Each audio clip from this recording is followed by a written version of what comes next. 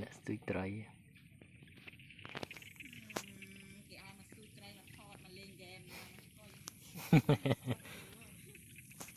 ý bàn muối mấy nhưng mà chật mà lâu mấy nha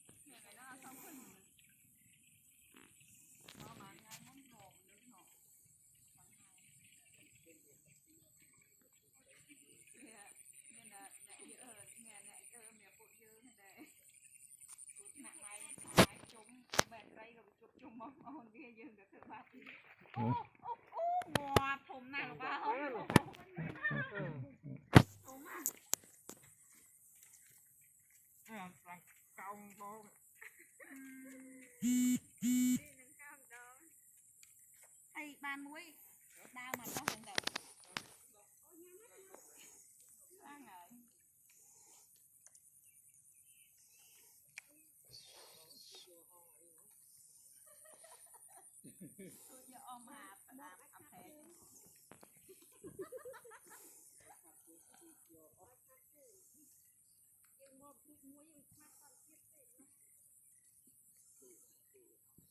tăng mà tu không ta thầy khẻng thằng mấy nòng chu còn đây ra cái bấy hả đầu chân đầu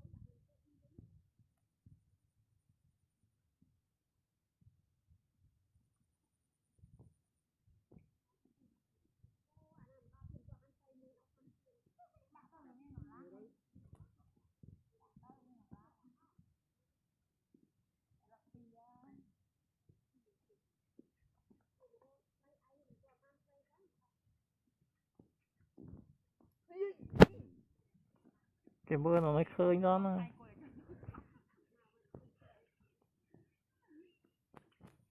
thọ tê phiếp sọc sài mùi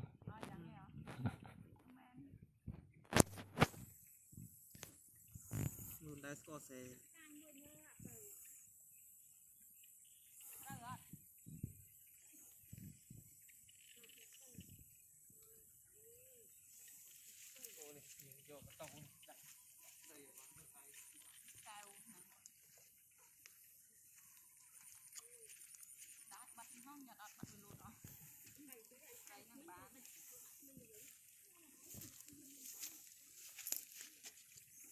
xuống mưa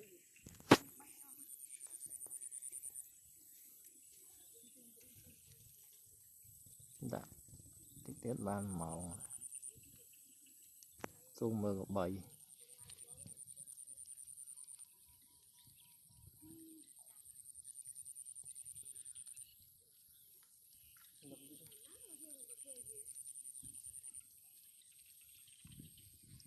on ra vót ban trái thoát video tục thoát tàn lên xì gọi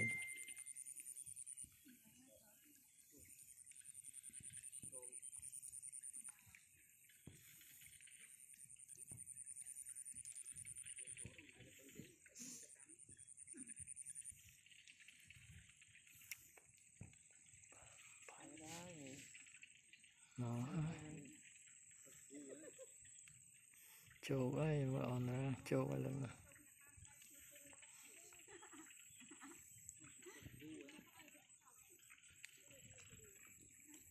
chia chia chia ăn môi đó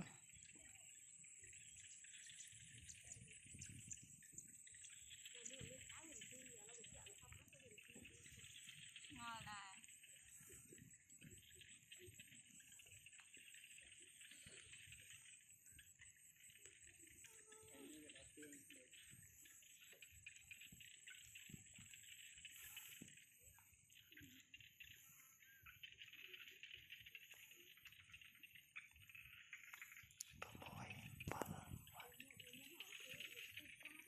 điểm đai là mình không chơi âu ông người gì đó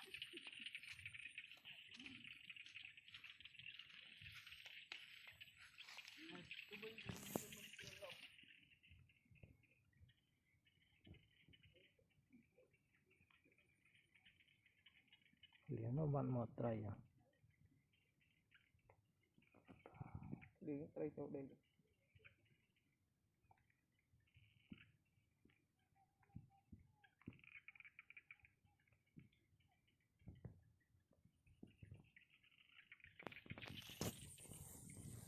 Tôi tray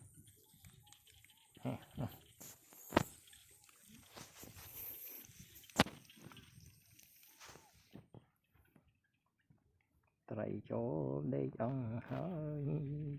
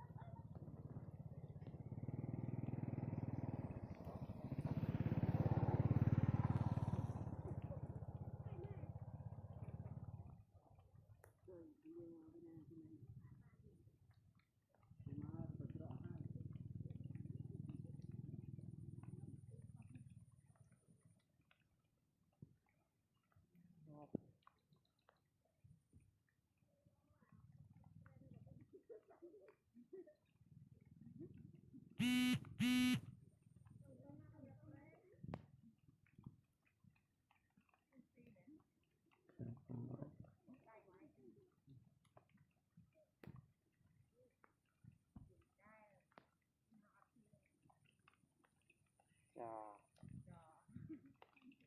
chà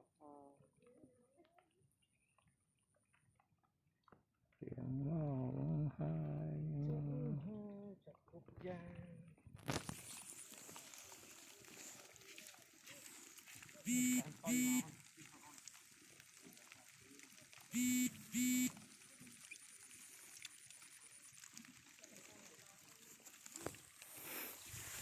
dạ